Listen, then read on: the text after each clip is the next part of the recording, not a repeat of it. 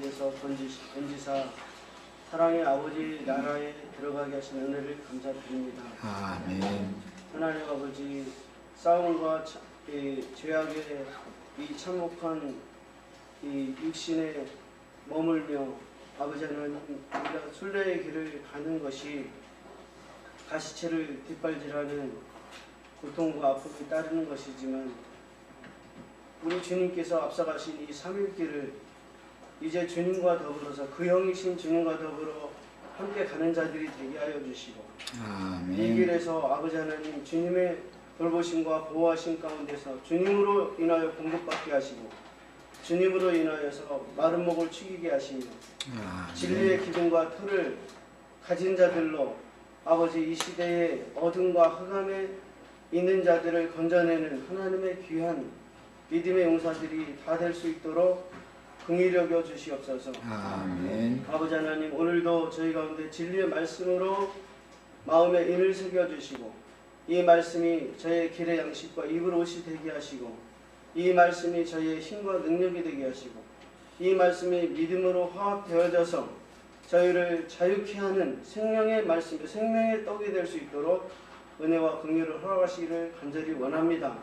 아버지 하나님, 이 시간에 세상 가운데서 지친 저희들에게 새로운 생명과 말씀을 공급하여 주시고 힘을 공급하여 주시고, 이 시간 들은 바 말씀들이 저희 가운데 새 힘이 되고 능력이 되어져서 능히 세상을 이기는 귀한 말씀이 되도록 축복하여 주옵소서. 이 시간 저희 이 교회 가운데 성령의 운행하심을 허락하여 주시고, 이 시간에 지체들 가운데 교제와 아름다운 사귐이 있도록 이끌어 주옵소서. 아멘. 가시 같은 우리의 모든 육체의 것들을 당신의 것으로 말씀으로 다듬어 주시고, 당신의 신성과 당신의 정직함으로 덧입혀 주셔서 우리를 당신 앞에 세워주심을 주님 앞에 감사드립니다. 아멘. 한날의 모든 것들이 주 앞에서 다 헛된 것임을 알게 하시고, 주의 말씀의 공급들이 우리의 심령 속에 필요함을 주님 알게 하옵소서. 그리하여 다시금 새 삶을 주님 앞에 이루어갈 수 있도록 오늘도 말씀으로 우리를 다듬으시고 인도하여 주시기를 주의 이름으로 기도합니다. 아멘. 자, 오늘은 창세기 이제 40장 말씀으로 들어갑니다. 먼저 자매님들이 한 절 읽고 형제님들이 한 절 읽고, 이렇게 40장은 비교적 짧으니까 전체를, 애경을 이해하기 위해서 전체를 일단 읽고 시작하겠습니다. 어려운 내용을 우리가 오늘 읽었는데 이제 질문을 좀 할게요.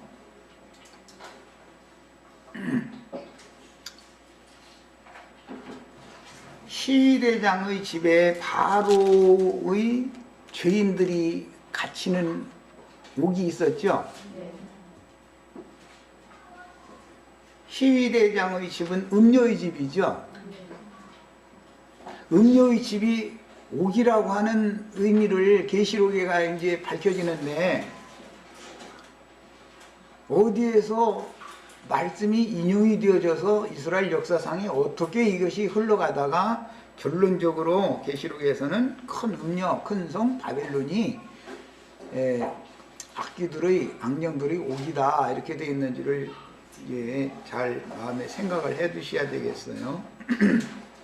그 다음에 2절에도 그렇게 돼 있고 14절에도 이 집에서 나를 건져 주소서 그렇게 했는데, 요셉이 그 감옥에 지금 갇혔다는 거잖아요. 요셉이 갇힌 그 집은 시대장의 집이에요.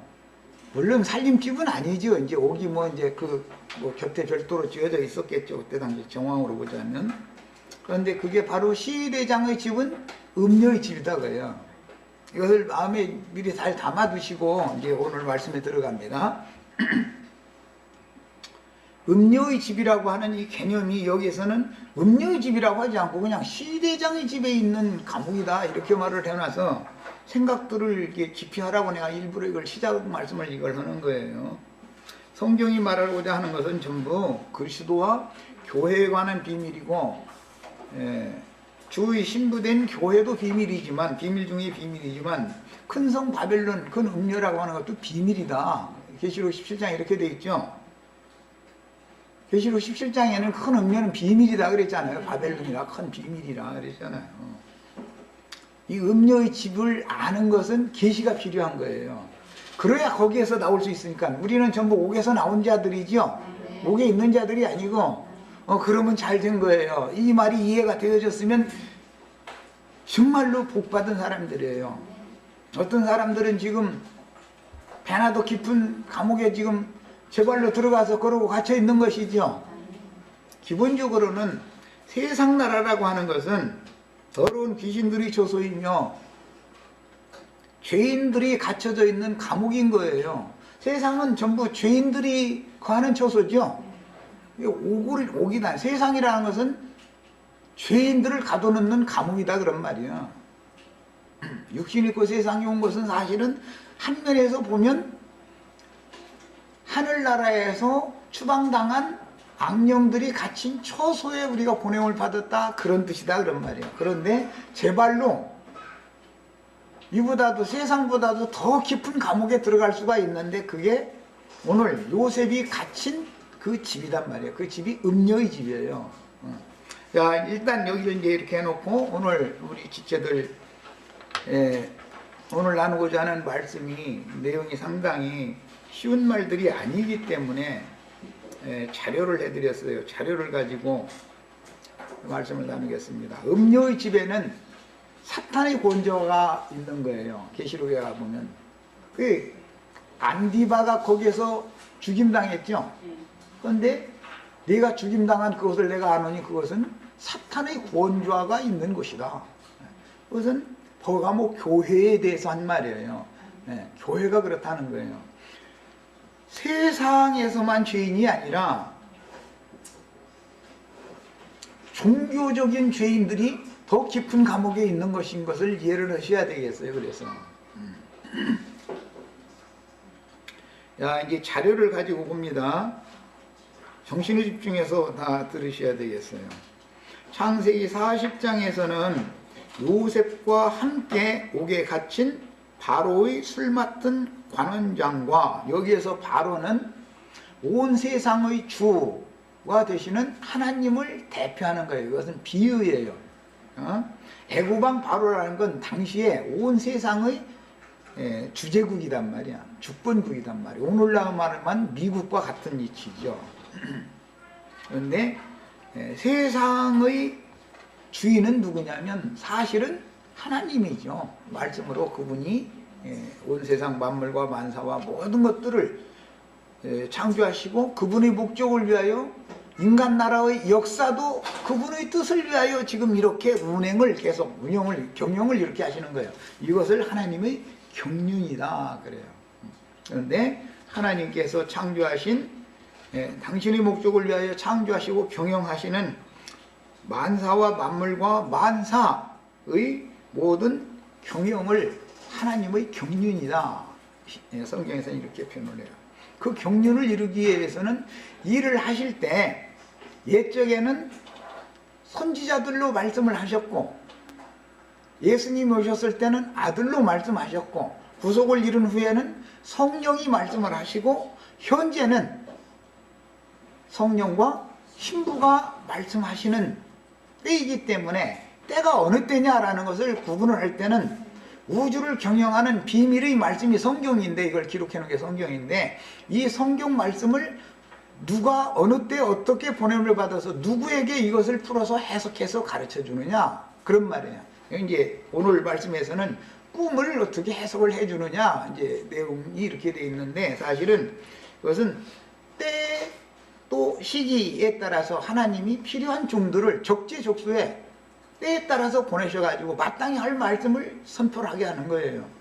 하나님의 말씀이 계시가 임해서 지혜와 계시의 영으로 말미암아 영감을 통해서 완벽하게 깨달아졌으면 그 사람들은 빛의 세계에 나온 사람들이고 도저히 깨닫지 못하는 사람들은 여전히 어둠에 있는 사람들이 하나님이 보시는 죄인들이다 그런 말이에요. 말씀을 못 깨달으면 죄인인 거예요. 이것이. 자, 이제 이 성경의 기본 개념을 말씀을 드렸어요. 오늘은 꿈을 해석해 주는 사람이 요셉이죠. 훗날 다니엘서에서는 꿈을 해석해 주는 사람이 다니엘이었잖아요. 창세로부터 감추인 천국의 모든 비밀을 해석해 주실 분은 예수님이다 그 말이에요. 자, 그 다음에 요셉의 하나님의 계시로 해석해 준 대로 사흘 후에 있을 바로의 생일잔치에 술 맡은 관원장은 복직이 되고 떡 굽는 관원장은 매달렸다. 전체적인 내용이 이거죠. 사흘 후라는 것은 예수님이 사흘길을 걸은 것에 대한 상징이고, 사흘이 지나면 바로가 탄생한 날이다 라는 말이에요. 생일날. 바로의 생일날은 구약시대로 말하자면 창세기 1장 1절 날이고, 신약시대로 말하자면 요한복음 1장 1절 날이에요. 이것은 이제 긴 설명은 다음에 할 거니까 그냥 넘어가겠습니다. 우주 만물의 시작날이다 그런 말이야. 모든 만물과 만상과 만사들보다 가장 먼저 나신 이가 누구예요? 예수님이에요. 바로의 생일날은 사실은 온 세상의 주권자이신 하나님의 탄생날이다 라는 말이니까 쉬운 말은 아니에요. 어쨌든 이 정도 해놓고 이 문제는 그냥 넘어갈 거예요. 야, 술 맡은 관원장은 복직이 됐다. 떡 굽는 관원장과 술 맡은 관원장이 애국 왕 바로에게 범죄를 했다 그랬죠. 그러면 그들이 무슨 범죄를 했을 것 같아요? 떡 굽는 관원장이 무슨 죄를 저질렀어요?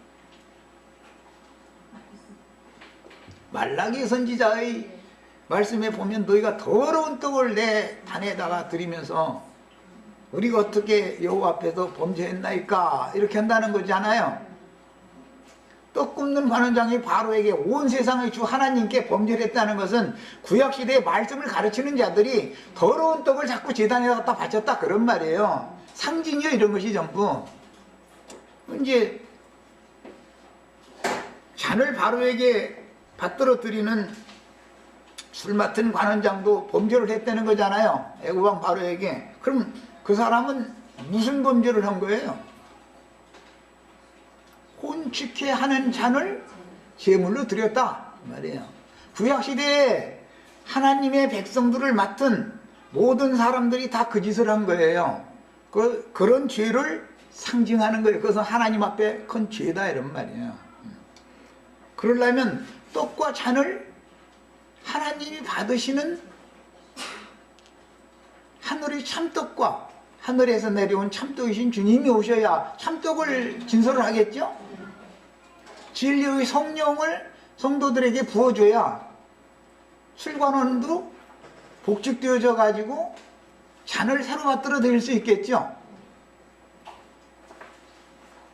술 맡은 관원장이 갖고 있는 잔은 계시록에 큰 음녀가 금잔을 갖고 있다고 그랬어요. 그 잔 속에는 온갖 부정하고 더럽고 가증한 것들이 가득 들어있다는 거잖아요.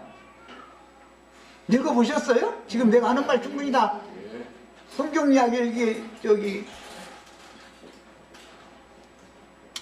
떡이라는 것도 참떡이 아니고 더러운 떡이 있고, 술이라고 하는 것도 섞인 것이 없는 맑은 포도주라고 하는 술도 있고, 혼축해 하는 술도 있다 이거예요. 독사의 독이 들어있는 술도 있어요. 똑같이 잔을 드리는데 잔을 마신다라는 것은 예수님은 저주의 잔을, 독배를 예수님이 십자가에서 마시고 죽은 거잖아요. 그리고는 신령한 진리와 생명의 성령의 세수를 담은 잔이 우리들을 위해서 제자들에게 돌려서 먹으라고 그랬는데 그 잔이 지금 오늘 우리들에게 부어지고 있는 거예요. 이해하셨어요? 네. 참떡과 세수를 먹는 집회가 되는 거예요. 오늘 이런 집회를 할 줄 알아야 되는 거예요. 이게 뭔 말인지를. 자, 그 다음에 요셉의 일생에는 자신에 대하여 꾼 두 번의 꿈이 있었어요. 한 번은 뭔 꿈 꿨어요? 첫 번째는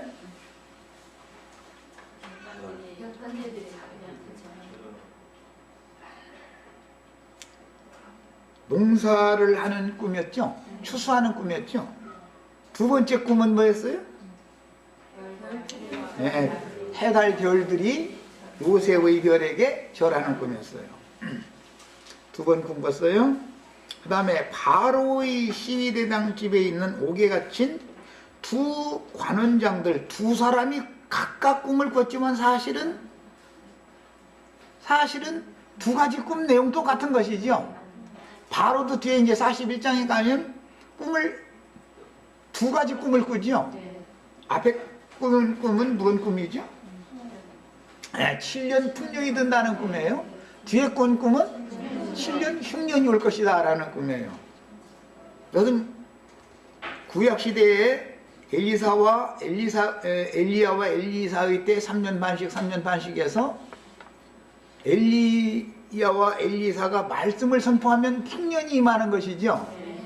엘리사나 엘리야가 입을 다물어 버리면 기근이 오는 거예요. 흉년이 오는 거예요. 상징이야 지금. 하나님의 종 선지자들이 말씀을 맡아가지고 와서 들을 자가 없고 박해만 심하면 입을 다물어져요. 입을 열어요.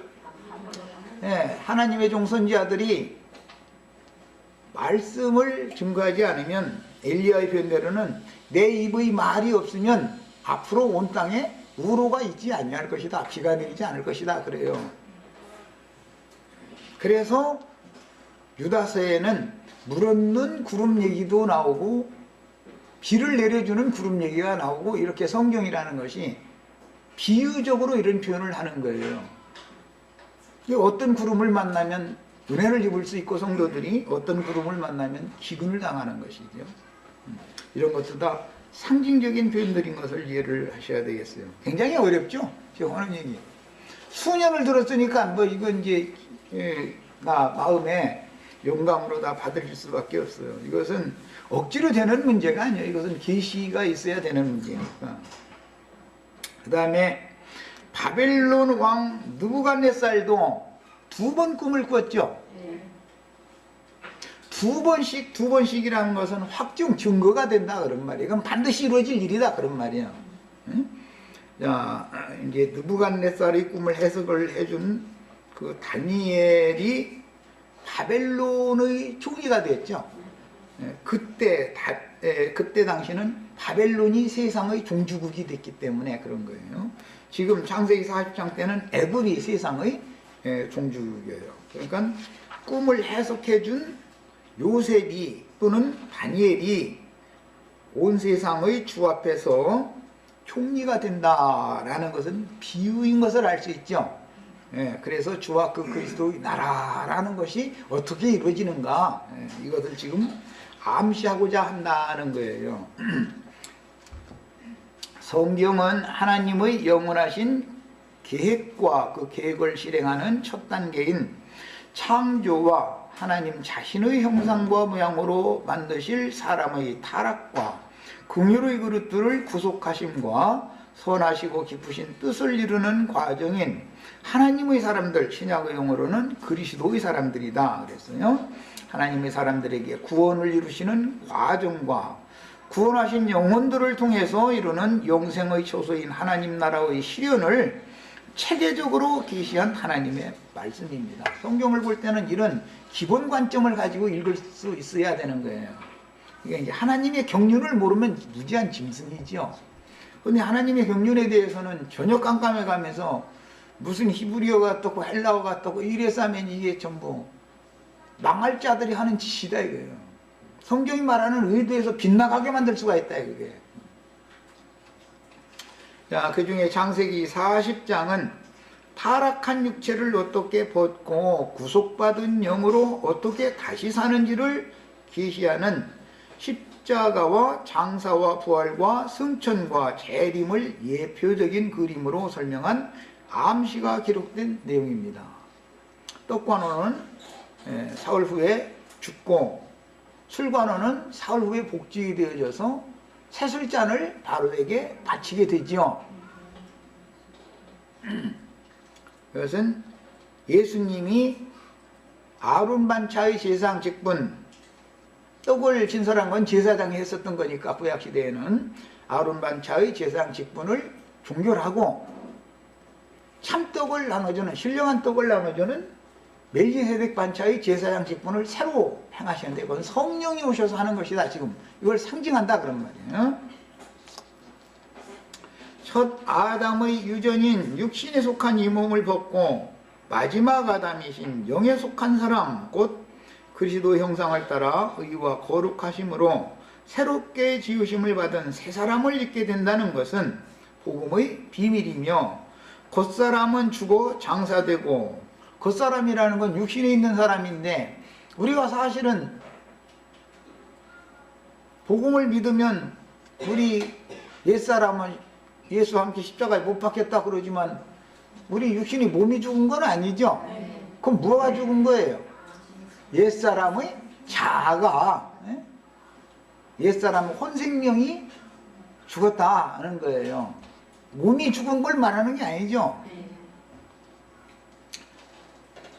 그 다음에 위로부터 진리의 말씀을 믿음으로 거듭난 속사람이 영적 사람이 새 삶을 새 생명을 얻어가지고 이 몸이 후패되어지고 낡아져서 흙으로 돌아가기 전에 위로부터 오는 신령한 새 몸으로 덧입혀지는 과정이 교회 생활 과정인 거예요. 자, 그러니까 오는 세상에서 영원한 세계에서 살 사람은 이 육신의 몸으로 사는 게 아니죠. 거듭나고 신령체로 덧입혀진 사람으로 사는 거예요. 그래서 그날에는 천사와 동등이 된다 그랬어요. 그날에는 부활의 아들이 되고 하나님의 아들이 된다 그랬어요. 그 다음에 성경의 용어들은 첫사람과 둘째사람, 첫사람은 대표자가 아담이에요. 둘째사람은 아담이지만 마지막 아담이다 그렇게 표현이 됐죠. 그 다음에 옛사람, 새사람 대조되는 용어고 육신에 있는 사람, 영에 있는 사람 대조되는 용어예요. 그 다음에 하늘에 있는 자, 땅에 속한 자, 그 다음에 하늘의 장자교회와 세상의 음녀교회 등등 세상 사람들의 이해로는 비밀에 속한 용어들이 제시되는데 이런 용어들을 완전하게 깨닫기 위해서는 반드시 창세기 40장에 게시된 그림을 계시로 깨달아야 됩니다. 이것은 지혜와 계시의 영이 임해야 되는 얘기죠. 너무 간단한 23절밖에 안 되는 이런 내용인데 이 속에는 깨달아야 될 것이 한두 가지가 아니에요. 사실은 어마어마한 하나님의 비밀이 여기에 감춰져 있는 거예요.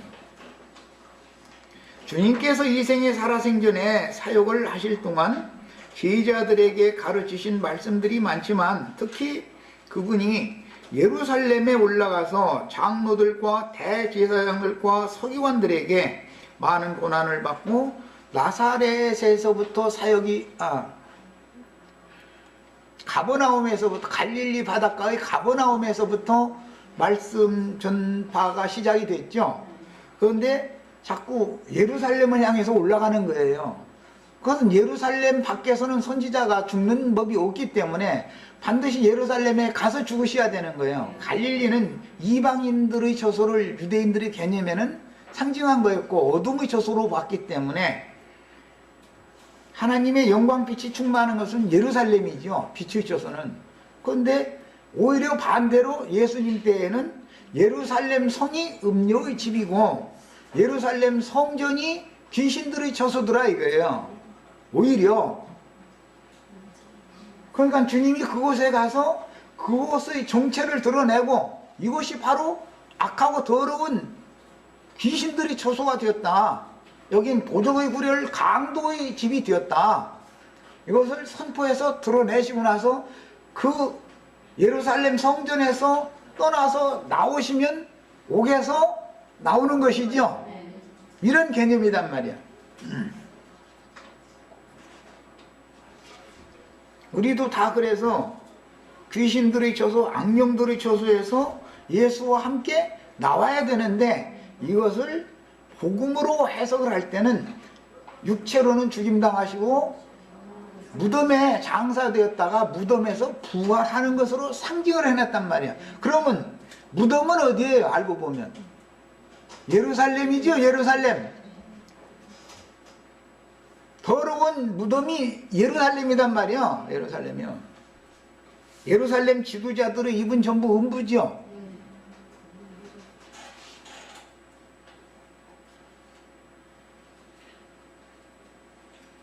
예루살렘 지도자들에게 예수님이 그랬잖아요.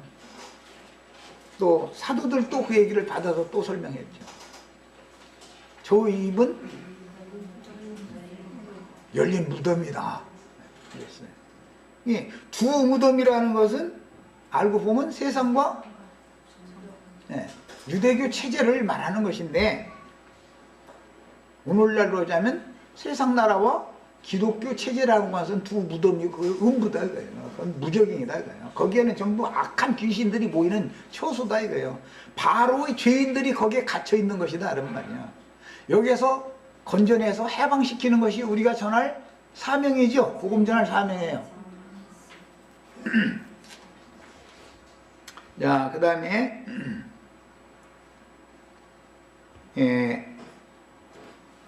첫 아담의 유전인 육신에 속한 이 몸을 벗고 마지막 아담이신 영에 속한 사람 곧 그리스도 형상을 따라 의와 거룩하심으로 새롭게 지으심을 받은 새 사람을 입게 된다라는 것이 옛창조를 벗어버리고 새 창조, 아담의 옷을 벗어버리고 그리스도로 새 옷을 입는 것이다 이런 말이에요.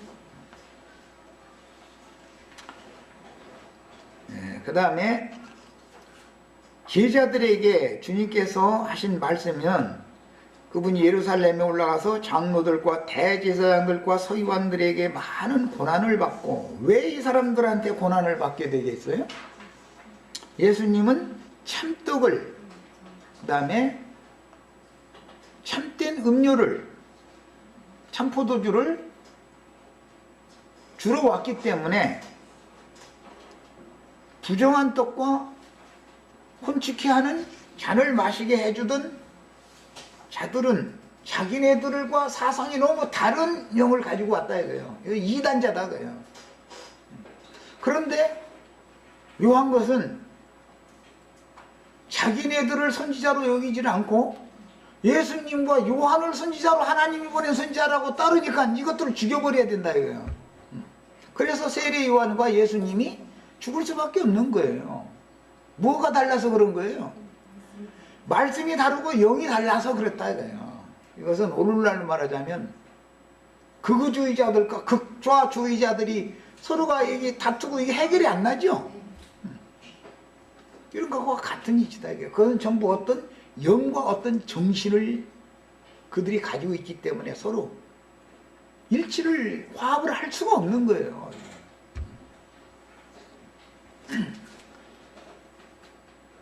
그 다음에 주님께서 자신의 죽음에 대하여 제자들에게 반복적으로 예고하셨지만, 인자 예수가 죽는다라는 것은 율법과 선지자의 시대가 종결된다라는 말이고, 더러운 떡을 드리던 죄인들을 심판해버린다라는 뜻이니까 율법 제사장들을 심판해버린다라는 뜻이죠.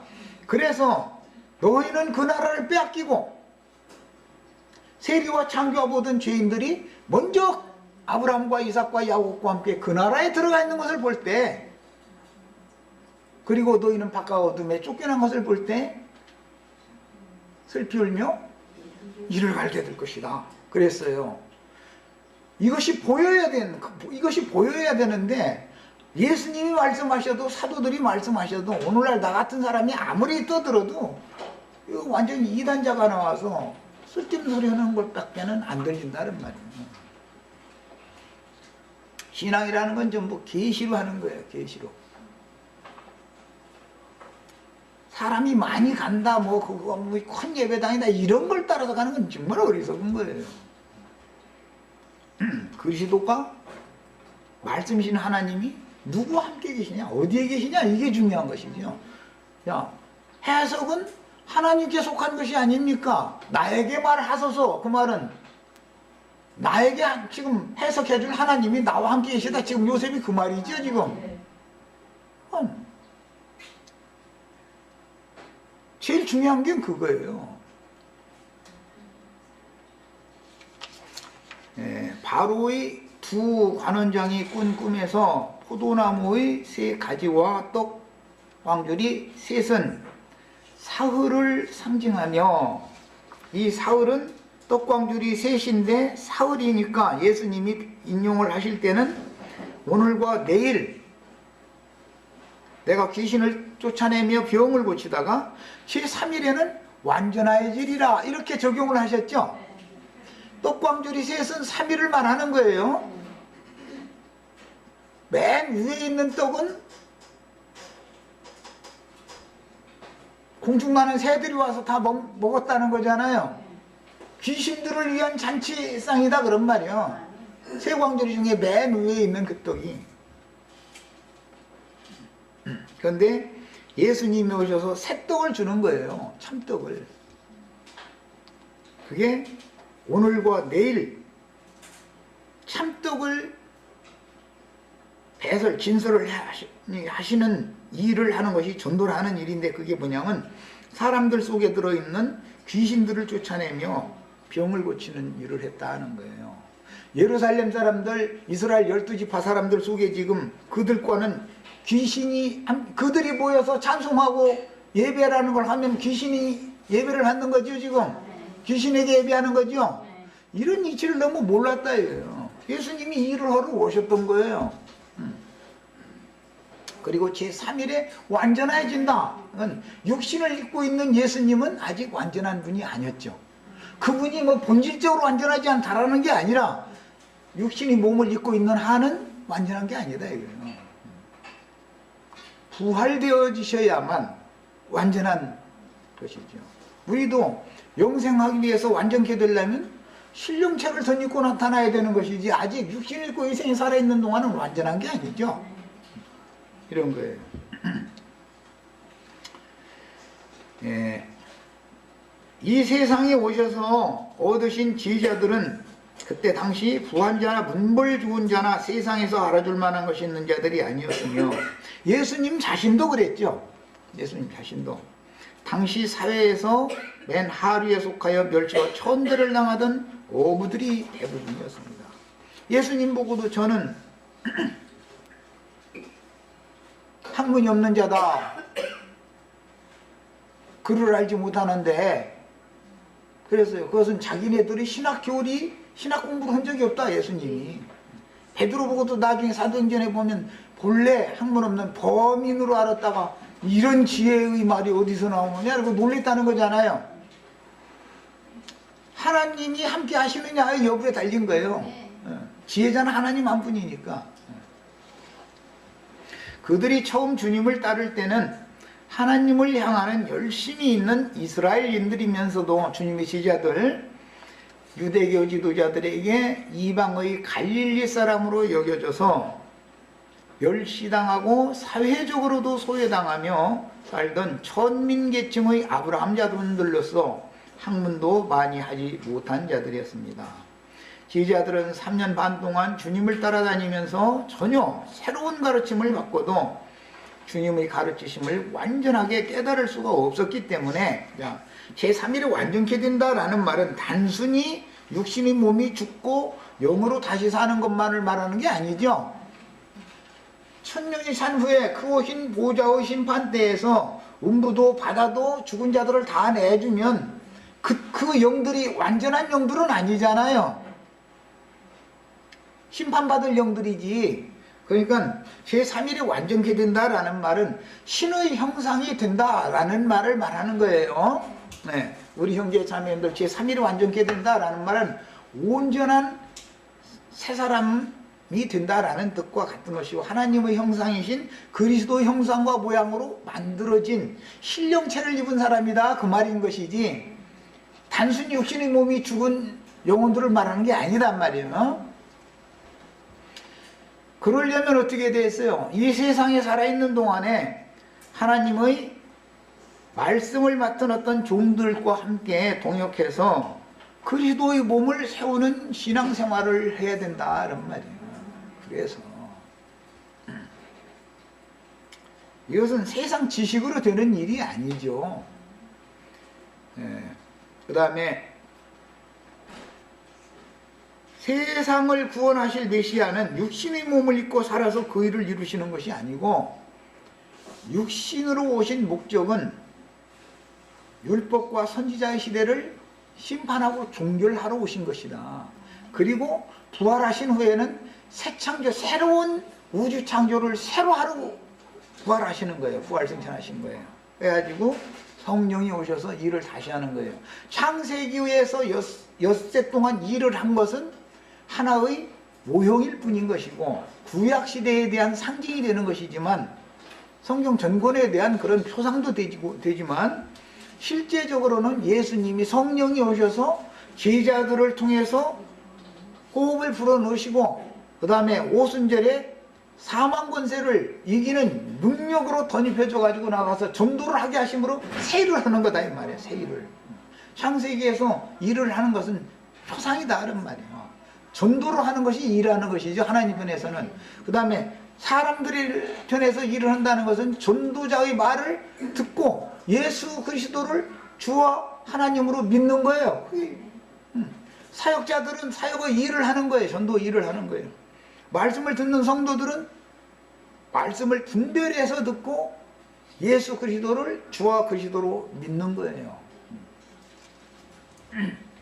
자, 그 다음에 마태복음 세상을 구원하실 메시아는 육신의 몸을 입고 살아서 그 일을 이루신 분이 아니고 성령으로 부활하신 다음 그 영을 영접한 모든 사람의 영과 마음을 주관하심으로 왕 중에 왕이 되시고 얻으신 영혼들을 통해서 하나님의 영원한 나라를 이루시는 것이다.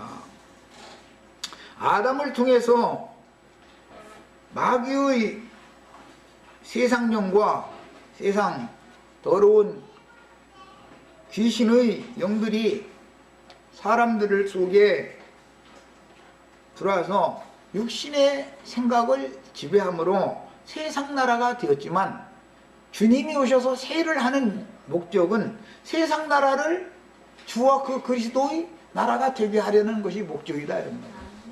그러려면 가장 중요한 것은 어떤 영을 누구에게 넣어서 영적인 새 사람으로 새 창조를 만들어 놓을 거냐 이 말이란 말이에요. 그 일을 위해서 주님의 뒤를 이어 그 영을 받고 영의 사역을 행하는 제자들을 얻으셔야 했기 때문에 제자들에게 부탁과 분부의 말씀으로 마태복음 16장 24절로 26절 인용한 말씀을 했습니다. 많은 말씀을 하셨지만 이건 이제 대표적으로 내가 이제 제시해 드린 거예요. 이에 예수께서 제자들에게 이르시되 아무든지 나를 따라오려거든. 이것은 제자들에게 하는 말씀이에요. 바리새인들 보고 하는 말이 아니고 이 성경을 읽을 때는 누구에게 말씀하셨는가를 잘 구분하면서 읽으셔야 돼요. 자기를 부인하고 그랬는데 자기라는 것은 이제 흔히 세상에서 말할 때 나 자신 이렇게 말하죠. 이것은 모든 사람은 혼생명을 다 가지고 있다. 그래서 혼생명을 주로 염두에 두는 말이에요. 자기를 부인하고 자기 혼생명을 부인하고와 같은 뜻이에요. 자기 십자가를 지고 나를 쫓을 것이니라. 누구든지 제 목숨이 자기지요. 목숨이라고 번역했지만 사실은 영문으로는 소울이라고 이건 혼생명이란 말이에요. 우리나라 말로는 자존심이다 그래요. 자존심. 각 사람은 자기의 존재를 의식하는 마음이 다 있죠. 자존심 무너지는 것이 죽는 것이다 그러잖아요. 세상에서도 그러죠. 내 자존심이 무너지면 나는 죽는 거다 이렇게 말하죠. 나는 자존심 하나로 버텨 다 이렇게 말하죠. 야, 그 다음에 누구든지 나를 위하여 제 목숨을 잃으면 이것은 목숨이라는 혼생명을 말한다. 그 다음에 사람이 만일 온 천하를 얻고도 제 목숨을 잃으면 이럴 때는 혼생명을 잃으면 자기 존재를 잃어버리면 무슨 소용이 있냐. 그런데 하나님의 나라에 합당한 새로운 존재가 되어져야 된다. 지금 예수님은 그것을 새 창조의 일을 그 일을 하러 오신 거예요. 자, 이 말씀에 이어서 주님의 왕국에 왕권을 가지고 오실 것을 계시하셨는데 주님께서 왕권을 가지고 오시는 것은 무엇이며 언제 어떻게 이루어지는가? 예수님이 승천하신 다음에 하늘과 땅의 모든 권세를 가지고 다시 오셨죠. 하늘과 땅의 모든 권세가 마귀에게 있었는데 그것을 그 권세를 마귀의 하늘 권세라는 것은 어둠의 권세죠. 그 다음에 땅의 권세라는 것은 땅에서 왕족 노릇하는 권세예요. 이것은 인간 나라에서 그대로 실행이 된다고요. 악하고 어두운 영들이 쉽게 표현하자면 부자들, 기득권을 가지고 있는 자들, 힘 있는 자들 편이 되어져 가지고 오히려 대다수의 힘들고 가난하고 배운 것도 없고 어디에 기댈 데 없고 그런 사람들을 착취하고 갈취하고 폭력을 행사하고 그런 짓을 하게 만드는 것이 세상 나라다 이거예요. 이것을 아무리 바꾸려고 해도 세상에서는 이게 안 이루어지죠. 이루어질 수가 없죠. 이것은 그들은 힘을 가지고 있고 대다수의 많은 사람들은 힘이 없는 사람들이기 때문에 힘이 없는 사람들이 그 힘 가진 사람들을 당할 수가 없는 것이죠. 언제나 이치적으로 봐도 오른손잡이는 오른손이 왼손을 이길 수는 없는 거예요. 왼손잡이는 왼손을 오른손이 이길 수 없죠. 힘을 가진 자를 이길 수 없죠. 왼손이 한 번이나 뭐 정권을 잡았다 그러면 이거는 오른손 편에 있는 사람들한테 부대껴서 못 살아. 차라리 그냥 좋게 너희 다 해먹으라고 내가 죽어버리는 게 나아.